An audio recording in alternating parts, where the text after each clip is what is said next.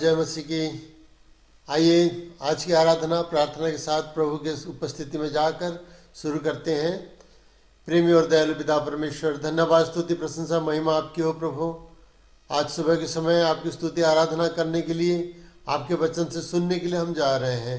प्रभु हमारे साथ रहिए, वचन से बातें करिए, सारी स्तुति और आराधना आपके सन्मुख ग्रहण योग्य होने पाए।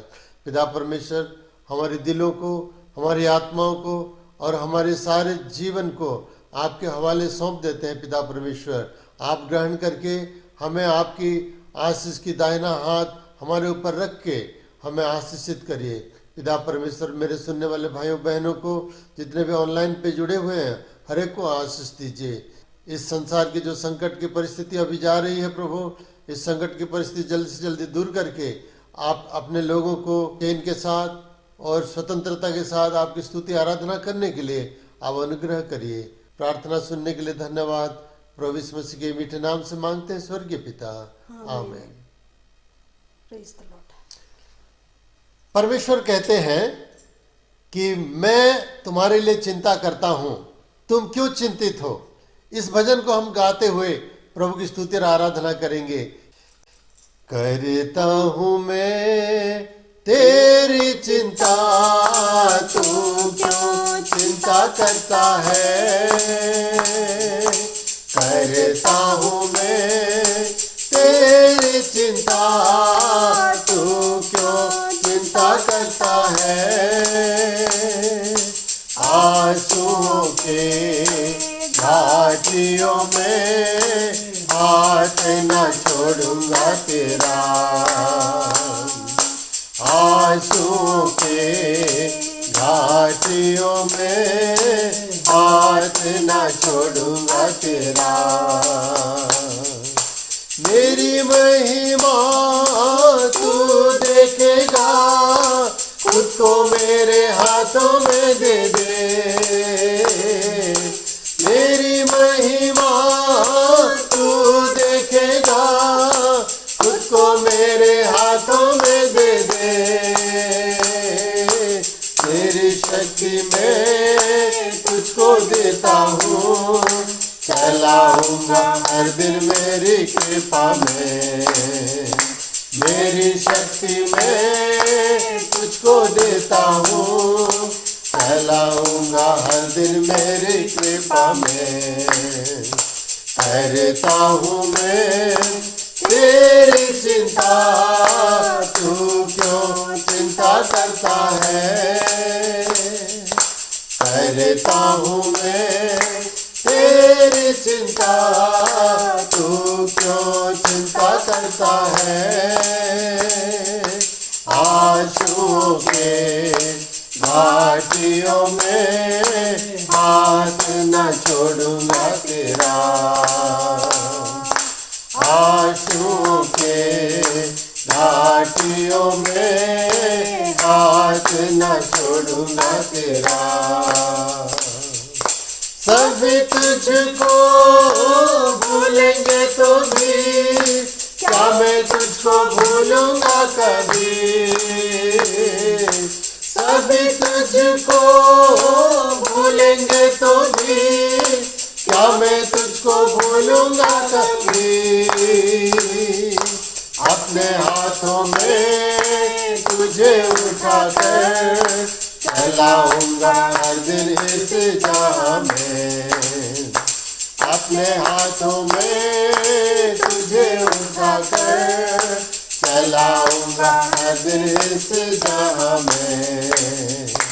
करता हूँ मैं तेरी चिंता, तू क्यों चिंता करता है।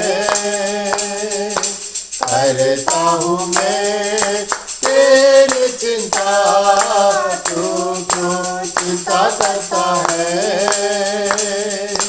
आंसुओं के घाटियों में हाथ न छोड़ूंगा तेरा। आंसुओं के घाटियों में हाथ न छोड़ूंगा तेरा। अब्राहम का मैं परमेश्वर हूँ, अद्भुत कार्य क्यों ना करूँगा। अब्राहम का मैं परमेश्वर हूँ, अद्भुत कार्य क्यों ना करूँगा। लाल सागर में रास्ता दिया, आज भी मैं करने के योग्य हूँ। लाल सागर में रास्ता दिया, आज भी मैं करने के योग्य हूँ। करता हूँ मैं तेरी चिंता, तू क्यों चिंता करता है। करता हूँ मैं तेरी चिंता, तू क्यों चिंता करता है। आंसुओं के घाटियों में हाथ न छोड़ूंगा तेरा। आंसुओं के घाटियों में हाथ न छोड़ूंगा तेरा। जब हम आंसुओं के तराई में या घाटी में जा रहे हैं तो उस समय प्रभु कहता है, मैं तेरे हाथ पकड़ के तुझे चलाऊंगा, मैं तुझे कभी ना भूलूंगा, कभी ना छोड़ूंगा। तेरी सहायता और तेरे उद्धार करने के लिए मैं हमेशा तैयार हूँ और मैं करने के लायक हूँ, करने के योग्य हूँ।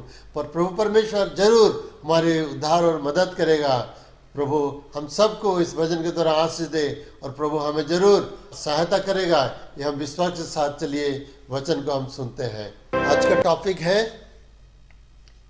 धर्मियों को बचाव कैसे करना परमेश्वर जानता है।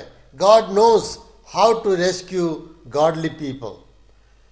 जब परमेश्वर के लोग कोई संकट में पड़ जाते हैं, परमेश्वर के बिना नॉलेज के तो कोई संकट में पड़ता नहीं है। धर्मी व्यक्ति संकट में पड़ने के पहले परमेश्वर इजाज़त देता है या शैतान इजाज़त ले लेता है। जैसे आयुब के किताब में हम पढ़ते हैं, तो कोई भी परिस्थिति आए तो परमेश्वर को मालूम है। हमें ये पक्का जान लेना चाहिए कि हमारा परमेश्वर जीवित परमेश्वर है, वो बचाता है और उद्धार करता है। बाइबल में इसके बहुत सारे उदाहरण हैं कि वो कैसे लोगों को बचाया है। एक वचन को हम पढ़ेंगे जहाँ पे परमेश्वर के दास कह रहे हैं कि परमेश्वर अपने धर्मियों को बचाना जानता है। दूसरा पत्रस उसका 2:9 में हम पढ़ते हैं इस प्रकार, तो प्रभु भक्तों को परीक्षा में से निकाल लेना और अधर्मियों को न्याय के दिन तक दंड की दशा में रखना भी जानता है। परमेश्वर जानता है। God knows how to redeem his people, how to deliver his people from difficult situations, from trials and from various persecutions. God knows how to deliver. हम शुरू करते हैं बाइबल के इस कहानी से जो नूह के समय में हुआ था। नूह के समय में सारी मानव जाति पाप और बुराई से भरपूर हो गया था, डूब चुका था। तो परमेश्वर कहा, चलो ये लोग पाप में डूबे हैं, मैं उनको पानी में डुबा देता हूँ। ऐसे करके परमेश्वर कहा कि इस दुनिया को, सारे मनुष्य जाति को, सारे जीव जंतु को मैं नष्ट कर डालूंगा एक फ्लड के द्वारा। और लेकिन नूह को परमेश्वर देखा कि नूह धर्मी व्यक्ति है, वो पाप से घृणा करता है और धार्मिक जीवन व्यतीत करता है। इसलिए परमेश्वर नूह को अनुग्रह किया और कहा, इनको मैं बनाया इसलिए मैं दुखी हूँ, ऐसे परमेश्वर कह रहा था। जैसे हम पढ़ते हैं उत्पत्ति की किताब 6:4 और 11 से 13 में। उन दिनों में पृथ्वी पर दानव रहते थे और इसके पश्चात जब परमेश्वर के पुत्र मनुष्य की पुत्रियों के पास गए, तब उनके द्वारा जो संतान उत्पन्न हुई वे पुत्र शूरवीर होते थे, जिनकी कीर्ति प्राचीन काल से प्रचलित है। उस समय पृथ्वी परमेश्वर की दृष्टि में बिगड़ गई थी और उपद्रव से भर गई थी। और परमेश्वर ने पृथ्वी पर दृष्टि की तो क्या देखा कि वो बिगड़ी हुई है, क्योंकि सब प्राणियों ने पृथ्वी पर अपनी अपनी चाल चलन बिगाड़ ली थी। तब परमेश्वर ने नूह से कहा, सब प्राणियों के अंत करने का प्रश्न मेरे सामने आ गया है, क्योंकि उनके कारण पृथ्वी उपद्रव से भर गई है। इसलिए मैं उनको पृथ्वी समेत नाश कर डालूंगा। देखिए, उस समय संसार में दानव लोग थे, और ये दानव कैसे पैदा हुए? जो अच्छे लोग, धर्मी लोग, जब मनुष्य के बेटियों को सुंदर देखकर उनके साथ संपर्क रखा, तो जो बच्चे पैदा हुए वो बाद में दानव बन गए, राक्षस बन गए। और इस दानव जाति के कारण दुनिया में और भी पाप और भी उपद्रव फैल गया था। तो परमेश्वर बहुत नाखुश रहा और कहा, नूह, तुम एक जहाज बनाओ और मैं इस संसार को खत्म कर दूंगा, और उस जहाज में तुम प्रवेश करो, तुम्हारे परिवार के साथ तुम प्रवेश करो। उस समय तो पॉलीगैमी था, लेकिन हम देखते हैं कि नूह का एक ही पत्नी, उसके 3 बेटों का भी एक एक पत्नी थे, और उसी प्रकार कुल मिलाकर 8 व्यक्ति उद्धार पाए, 4 पुरुष और 4 महिला। ऐसे परमेश्वर एक ही परिवार के लोगों को उद्धार किया, और सारे दुष्ट संसार में, सारे पाप में भरे हुए लोगों के बीच में रहकर भी नूह अपने आप को शुद्ध और पवित्र रखा। और परमेश्वर जानता है कि कैसे अपने धर्मी लोगों को बचाना है, जैसे हम पढ़ते हैं 2 पत्रस 3:10 में। परंतु प्रभु का दिन चोर के समान आ जाएगा। उस दिन आकाश बड़ी हड़हड़ाहट के शब्द से जाता रहेगा, और तत्व बहुत ही तप्त होकर पिघल जाएंगे, और पृथ्वी और उस पर के काम जल जाएंगे। जैसे नूह के समय में हुआ था, उससे बढ़कर आज दुनिया में पाप फैल चुकी है। पाप इतना फैला हुआ है आज कि पाप और अधर्म और बुराइयां, वो परमेश्वर चाहता है कि इस दुनिया को भी वो ध्वंस कर देगा। पहले दुनिया पानी में डूबा हुआ था, शायद इस धरती को आग में वो झोंक देगा, सब कुछ खत्म हो जाएगा। अभी जो भी हम देख रहे हैं सब कुछ खत्म हो जाने वाला है। इसलिए हमें ये चेतावनी लेना है, वार्निंग लेना है कि परमेश्वर जो कह रहा है उसके वचन के अनुसार वो जल्द से जल्द होने वाला है, क्योंकि परमेश्वर का आने का चिन्ह और लक्षण हम देख चुके हैं। तो परमेश्वर जल्दी आने वाला है, वो खत्म कर देगा। जैसे हम पढ़ते हैं उत्पत्ति की किताब 6:8 में भी, जहां पर इस प्रकार लिखा है, परंतु यहोवा की अनुग्रह की दृष्टि नूह पर बनी रही। नूह पर परमेश्वर के अनुग्रह की दृष्टि, कृपा की दृष्टि बनी रही। क्यों? क्योंकि नूह परमेश्वर को भय करता था, विश्वास करता था, परमेश्वर के वचन का आज्ञाकारी हुआ था। इसलिए नूह के प्रति परमेश्वर का अनुग्रह का दृष्टि रहा। अगर हम विश्वासशील बनेंगे, विश्वास करेंगे, परमेश्वर के वचन सुनने के समय हम थरथराएंगे, कांपेंगे, और परमेश्वर के वचन के आधार पर अपने जीवन को हम संवारेंगे, तो परमेश्वर का अनुग्रह जरूर हमारे ऊपर रहेगा। जैसे नूह के जहाज के द्वारा नूह के परिवार बचे थे, उसी प्रकार आज भी परमेश्वर अपना कलीसिया बनाया है। प्रभु यीशु मसीह कहा, मैं अपना कलीसिया बनाऊंगा। प्रभु यीशु मसीह खुद अपना कलीसिया बनाते हैं, और जो भी व्यक्ति मन फिराकर प्रभु के वचन सुनकर पश्चाताप करके और बपतिस्मा लेके जब कलीसिया में प्रवेश करेंगे, तो वो लोग भी बच जाएंगे। तो नूह का जहाज जैसा था, आज कलीसिया उस प्रकार है। कलीसिया में जो प्रवेश करेंगे वो बच जाएंगे। नूह के जहाज में जो प्रवेश किया वो बच गया, लेकिन आत्मिक तौर पे जो कलीसिया में प्रवेश करेगा वो अनंत नरक से, मृत्यु से वो बच जाएगा, और परमेश्वर के राज में अनंत काल के लिए वो जीवित रहेगा। ये परमेश्वर का योजना है। परमेश्वर अभी वैसे ही कर रहे हैं, लोगों को बुला रहे हैं, सारी दुनिया के लोगों को बुला रहे हैं, तुम आओ, प्रवेश करो, मेरे पास आओ, कलीसिया में जुट जाओ। और कलीसिया ही नूह के जहाज समान एक सुरक्षित स्थल है, सुरक्षित जगह है, सुरक्षित संगति है, जहां आने से हमारी आत्मा की सुरक्षा होएगा जरूर। प्रभु के वचन में हम पढ़ते हैं 1 पत्रस 3:20 और 21 में, जिन्होंने उस बीते समय में आज्ञा न मानी, जब परमेश्वर नूह के दिनों में धीरज धरकर ठहरा रहा, और वह जहाज बन रहा था, जिसमें बैठकर थोड़े लोग अर्थात 8 प्राणी पानी के द्वारा बच गए। उसी पानी का दृष्टांत भी अर्थात बपतिस्मा यीशु मसीह के जी उठने के द्वारा अब तुम्हें बचाता है। इससे शरीर के मैल को दूर करने का अर्थ नहीं है, परंतु शुद्ध विवेक से परमेश्वर के वश में हो जाने का अर्थ है। देखिए, लिखा गया है कि नूह का जहाज में जो प्रवेश किए वो बच गए। जब जहाज का दरवाजा परमेश्वर बंद कर दिया और जब बारिश हुआ और फ्लड शुरू हुआ, उस समय वो पानी जितना जब बढ़ते गया तो जहाज भी ऊपर उठते गया और पानी में जहाज तैरने लगा है। और एक प्रकार का वो बपतिस्मा हो गया उनके लिए, पानी का बपतिस्मा हो गया, नूह और उनके परिवार का बपतिस्मा हो गया, क्योंकि चारों तरफ पानी, वो पानी के अंदर वो लोग रहे। ठीक उसी प्रकार नया नियम में कहा जा रहा है कि जब तुम विश्वास करोगे और पानी का बपतिस्मा लो, पानी में जब तुम डूब जाओगे, चारों तरफ तुम्हारा पानी हो जाएगा, तो तुम्हारा उद्धार भी हो जाएगा। ये एक सांकेतिक बात है। और जब हम मन फिराते हैं और परमेश्वर को विश्वास करके ग्रहण करके अपने पापों से पश्चाताप करके पाप की क्षमा मांगते हैं, हमारा मन जब परिवर्तन हो जाता है, शुद्ध हो जाता है, तब उस समय हम पानी का बपतिस्मा लेने के लिए जाते हैं। उसके बाद लूत के समय उसी किताब में, दूसरा पत्रस की किताब में हम देखते हैं कि दूसरा पत्रस 2 अध्याय 6 से 8 में लिखा है कि लूत को कैसे परमेश्वर बचाया। और सदोम और अमोरा के नगरों को विनाश का ऐसा दंड दिया कि उन्हें भस्म करके राख में मिला दिया, ताकि वे आने वाले भक्तिहीन लोगों की शिक्षा के लिए एक दृष्टांत बने।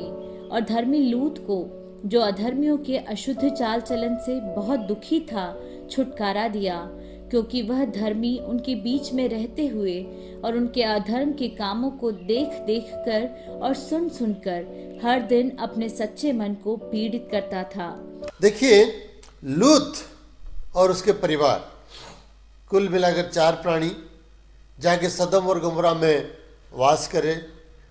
और जब सदम गमोरा में वो लोग रहे तो परमेश्वर देखा कि सदम और गमोरा के लोग बहुत पापी थे, उनका पाप स्वर्ग तक पहुंचा। उनके पाप की जो कारनामा स्वर्ग का परमेश्वर देख के वो खुद अपने दूतों को, स्वर्गदूतों को भेजा। शाम के समय जब लूत सदोम के गेट के सामने बैठा था, उस समय 2 स्वर्गदूत मनुष्य के रूप में आए, जो हम उत्पत्ति की किताब 19 अध्याय में हम पढ़ते हैं। 2 व्यक्ति जब आए शाम के समय, लूत भी उनके पास जाके प्रणाम करके उनको बुला रहा है और कह रहा है, आइए हमारे घर रहिए, खान पान करके इधर रहिए। लेकिन स्वर्गदूतों ने कहा, नहीं नहीं, हम यहीं पे रहेंगे, चौराहे पे रहेंगे और हमें किसी के घर जाने का जरूरत नहीं है। पूरा एक्सपीरियंस करने के लिए वो लोग आए थे। तो उस समय जब लूत उनको विनती किया तो वो लोग मान लिए, उनके घर आ गए। और खान पान करने के बाद जब सोने के पहले पूरे शहर के लोग आ गए, पुरुष लोग आ गए और ये कहे कि लूत को, जो दो व्यक्ति आए हैं तुम्हारे घर, उनको ले आओ। लेकिन लूत कह रहा है, उनसे विनती किया कि ऐसा ना होने दो, वो मेरे अतिथि हैं। लेकिन वो लोग सुनने के लिए तैयार नहीं थे।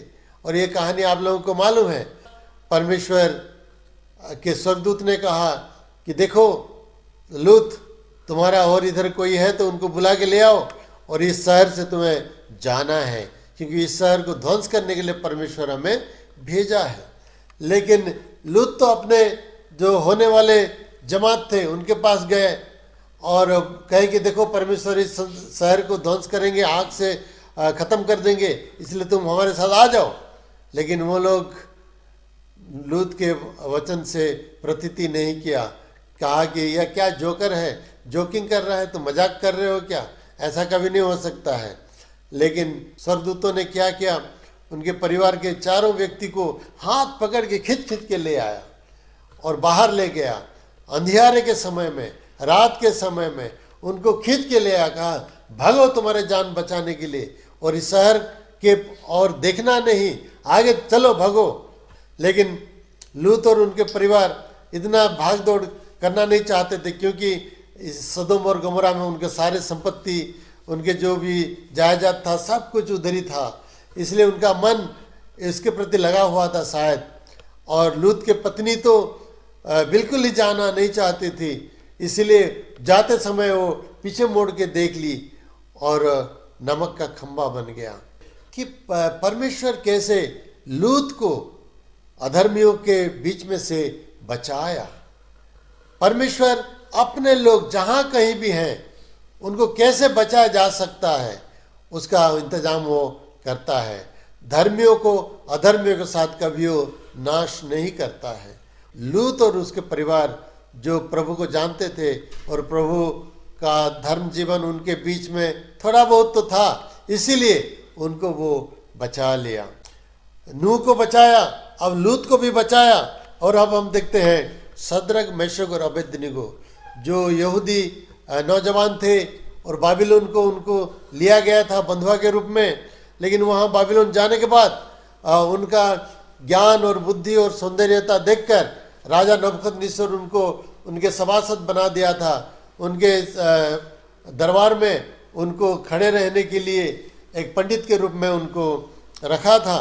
लेकिन ये सद्रक, मेशक और अबेदनीगो का भी एक टेस्टिंग का समय आ गया कि राजा नबूकदनेस्सर एक बहुत बड़ा मूर्ति बनाया, सोने का मूर्ति बनाया था और कहा सब लोगों को कि मेरे सोने की जो मूर्ति है उसके सामने जब म्यूजिक बजेगा सब लोग तुम प्रणाम करना है, ये दंडवत करना है मूर्ति के सामने, ये मेरा बनाया हुआ ईश्वर या भगवान या परमेश्वर है। ऐसे करके सबको अनाउंस किया था। लेकिन सद्रक, मेशक और अबेदनीगो प्रणाम करने के लिए इनकार कर दिया। तो राजा नबूकदनेस्सर गुस्से में आके फिर उनको कहा अभी दोबारा मैं तुमको चांस दे रहा हूं, जो हम दानियल 3 अध्याय 19 वचन में पढ़ते हैं। तब नबूकदनेस्सर झल्ला उठा और उसने चेहरे का रंग ढंग सद्रक, मेशक और अबेदनीगो की ओर बदल गया और उसने आज्ञा दी कि भट्टे को 7 गुना अधिक धधका दो। भट्टे को 7 गुना अधिक धधका दो।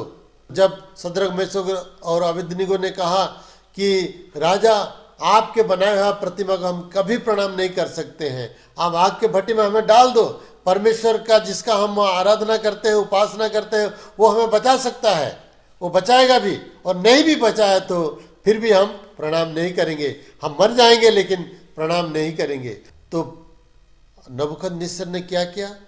आग के भट्टी को 7 गुना बढ़ा दिया था। 7 times he ordered increasing up the heat of the furnace 7 times।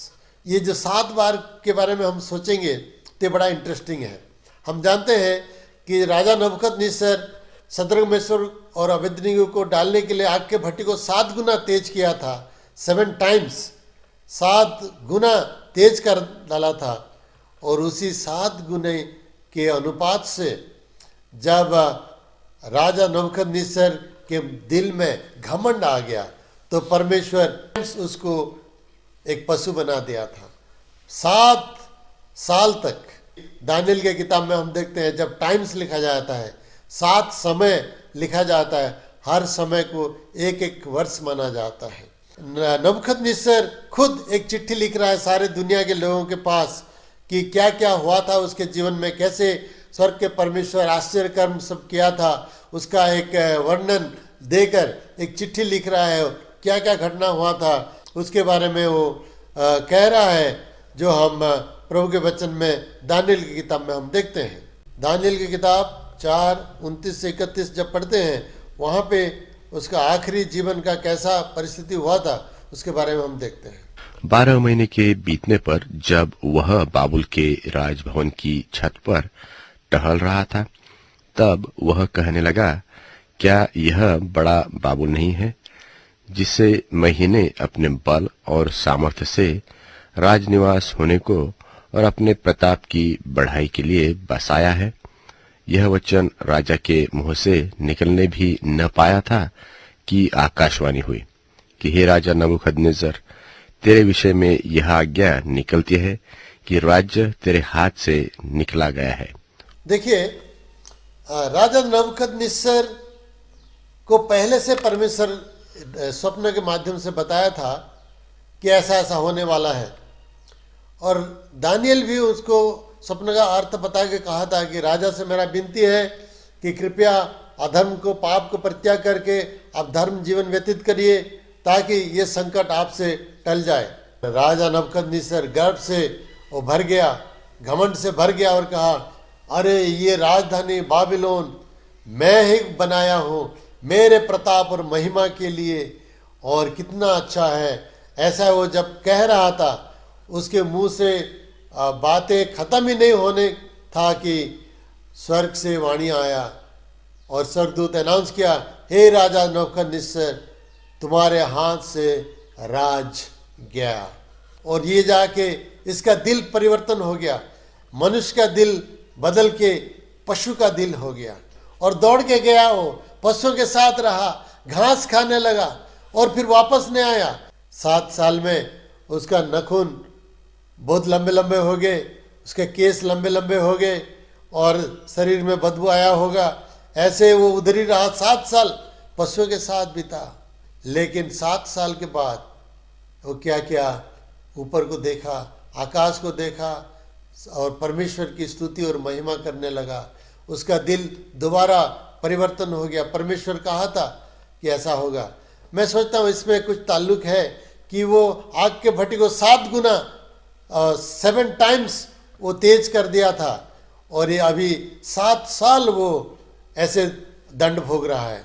7 साल वो पशु बन गया था, क्योंकि वो जो 7 गुना आग के भट्टी को तेज करवाया, ये कोई इंसानी काम नहीं है, एक पशु का काम, पशु जैसा काम है, एक पशु के जैसे गुस्से का वो काम था। इसलिए परमेश्वर उसको 7 साल के लिए जानवर ही बना दिया। अगर वो 2 गुना करता तो शायद 2 साल होता, 3 गुना करता तो 3 साल होता, तो लेकिन ये 7 गुना कर दिया, इसलिए परमेश्वर का दंड भी 7 साल के लिए उसके ऊपर गिरा था।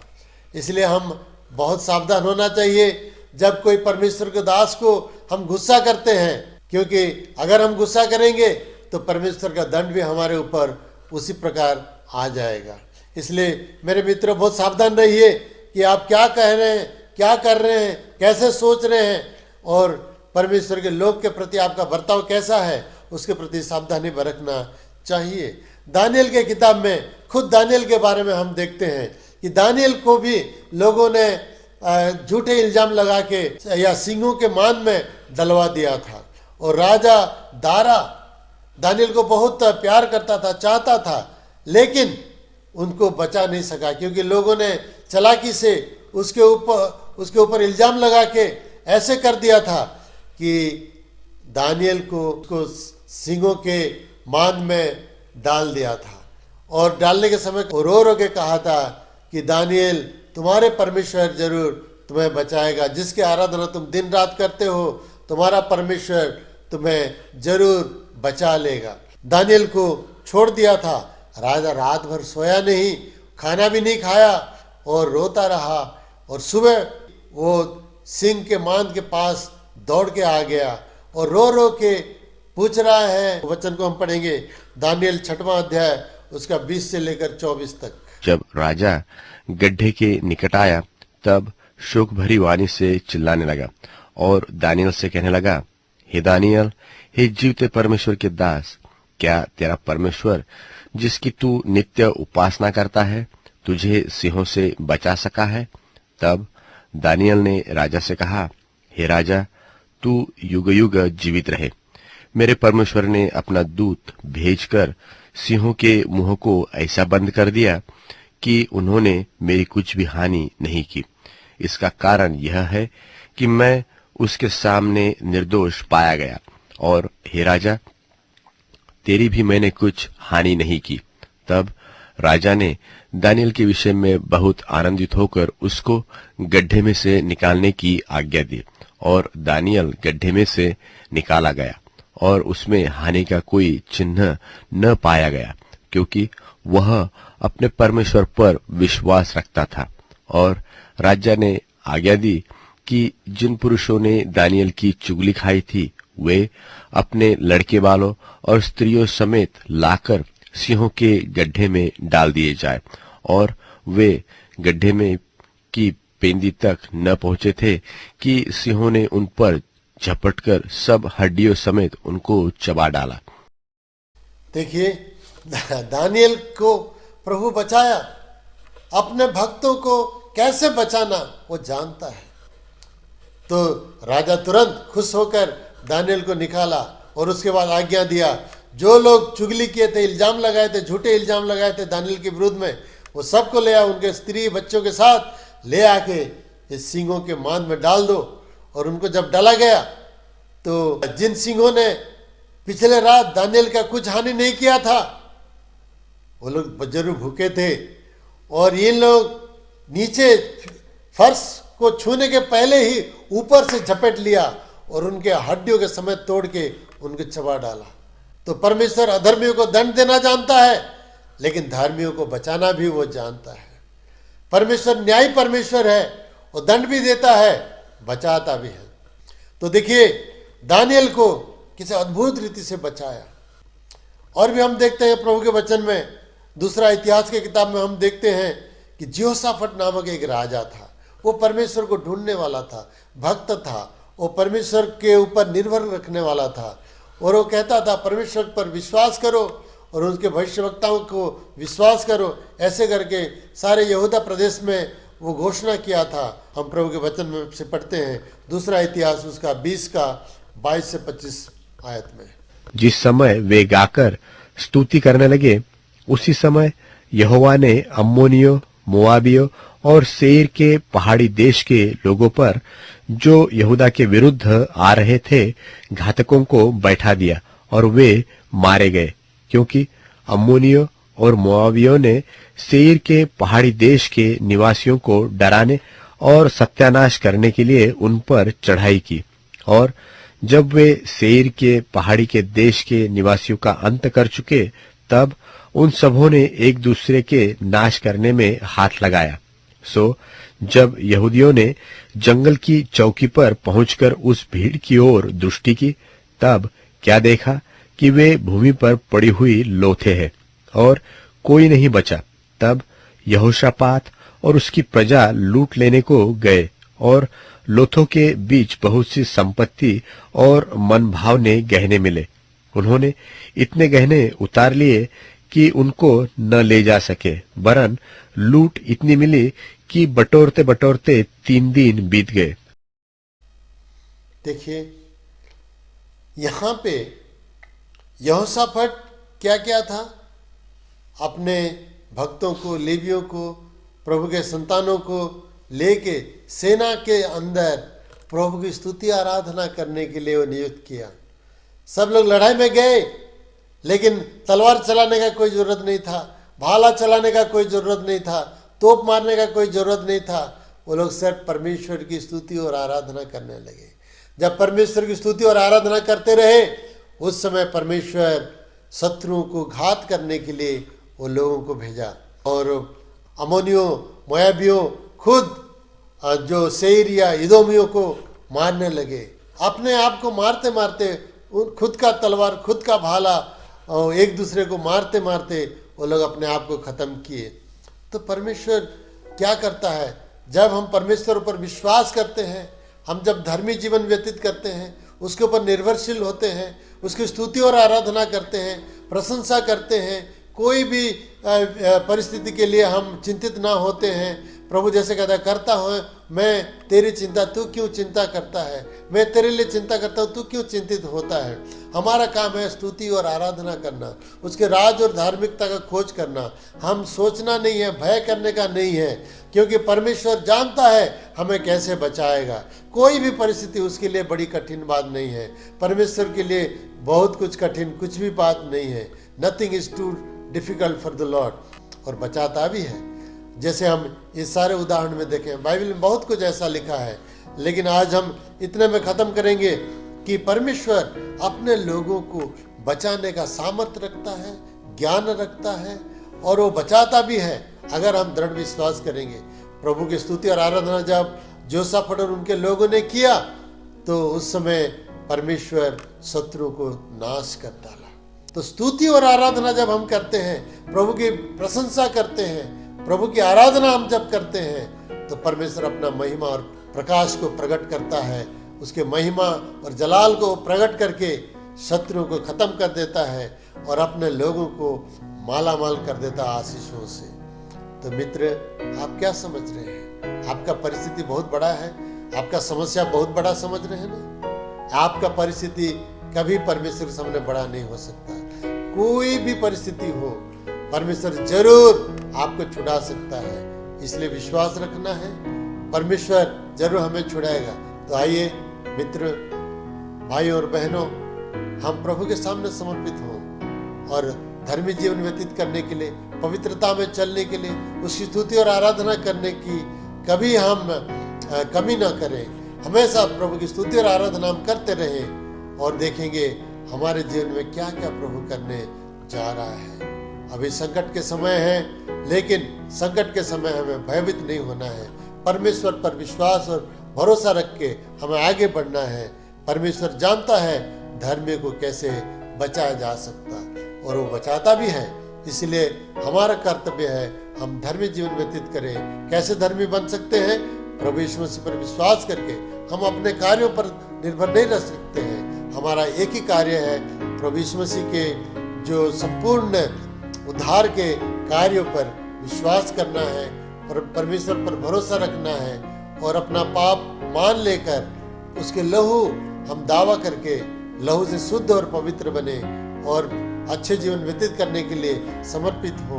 जैसे प्रभु चाहता है ऐसे जीवन व्यतीत करें, तब प्रभु हमारे साथ रहेगा और हमें कभी वो छोड़ेगा नहीं, कभी त्यागेगा नहीं, कभी भूलेगा नहीं, वो भूलता भी नहीं है और हमारी वो जरूर रखवाली करेगा। प्रभु हम सबको इस वचन के द्वारा आशीष दे। आइए हम प्रार्थना करेंगे। प्रेमी पिता परमेश्वर, हम धन्यवाद देते हैं, आप हमारे उद्धार करने वाला है, छुटकारा देने वाला है, हर परिस्थिति में हमें बचाने वाला है। इसलिए धन्यवाद पिता परमेश्वर। आपके ऊपर संपूर्ण विश्वास रखने के लिए हमें मदद करिए। हमारे भाई बहनों को हर एक को आशीष दीजिए। उसी प्रकार प्रार्थना सुनने के लिए धन्यवाद। प्रभु यीशु मसीह के नाम से मांगते हैं, आमीन।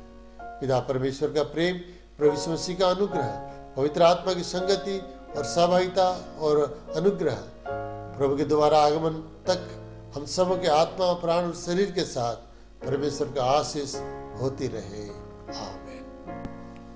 Praise Lord. जैसे पहले भी मैं कह चुका हूं कि हमारा जो चैनल है फेथ मीडिया सेंटर, लेकिन ये सेंटर का स्पेलिंग आप नोट कर लीजिए, CENTRE। अगर TER कर देंगे तो दूसरा एक चैनल है, वहां चला जाएगा। आप जैसे स्क्रीन में है वैसे आप क्लिक करके जाइए और सब्सक्राइब करिए, बेल आइकन को दबाइए, लाइक करिए, कमेंट्स दीजिए जरूर, और आपके पास मैसेजेस पहुंचाने के लिए हम सक्षम बनेंगे। प्रभु आप सबको आशीष दे और प्रभु आपकी मदद करे और सुरक्षा दे। God bless you all, man.